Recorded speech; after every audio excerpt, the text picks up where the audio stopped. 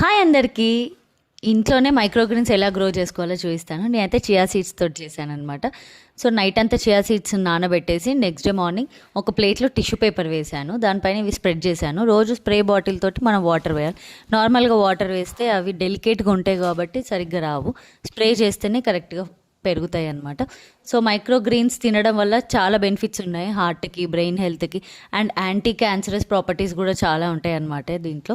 So నేను chia seeds తోటి ఎందుకు చేశాను అంటే, నేను బేగం బజార్లో చియా సీడ్స్ తీసుకొచ్చాను. నాకు ప్యాకింగ్ చూస్తే చాలా బాగా అనిపించింది. 1/2 kg తెచ్చాను.